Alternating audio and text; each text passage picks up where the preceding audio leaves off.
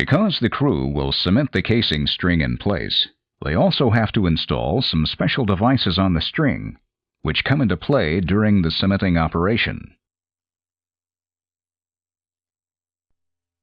The guide shoe is a heavy steel and concrete fitting that the crew makes up on the end of the first casing joint to go in the hole. It guides the casing past rough spots and ledges in the wellbore. It also has an opening in the end. Drilling mud enters this opening when the crew runs the casing into the wellbore. Later, cement will come out of this opening on its way into the annulus. Usually, the crew installs a float collar in the second or third casing joint run into the wellbore. Or sometimes they install a float shoe.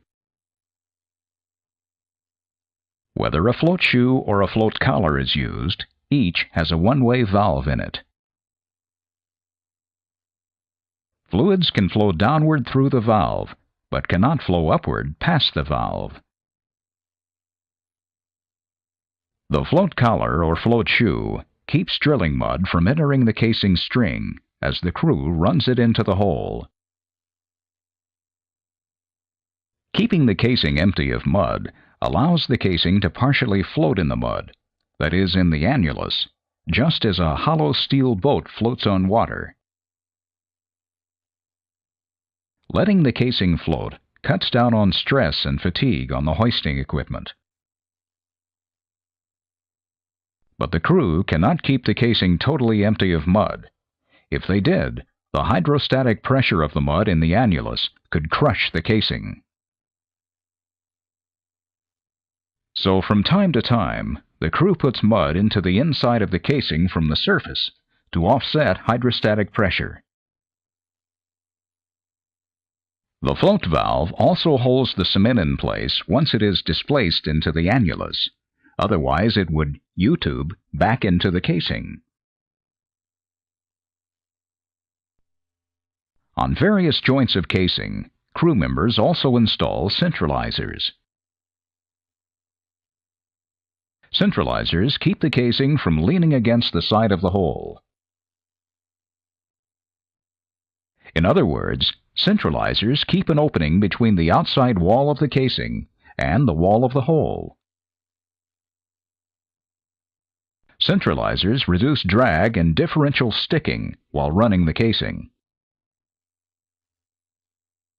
Drag is resistance to motion caused by the casing contacting the wellbore. Differential sticking happens when the casing contacts a permeable formation in the wellbore, and the pressure in the hole is greater than the pressure in the formation. The higher hole pressure tends to hold the casing in contact against the area of lower formation pressure.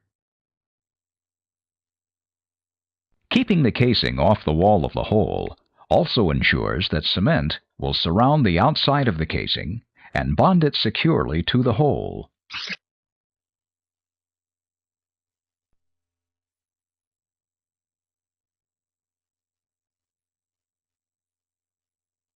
Another device that helps ensure a good bond of cement to the hole is a scratcher. Depending on the wellbore's characteristics, crew members install several on the casing string. Just before they pump the cement into the casing and hole, they rotate the casing string. Or move it up and down, that is, reciprocate it. Depending on the type of scratchers they install. In either case, the scratchers remove wall cake left by the drilling mud during drilling. Removing the wall cake, solid particles in the mud that stick to the wall of the hole, helps the cement bond better to the hole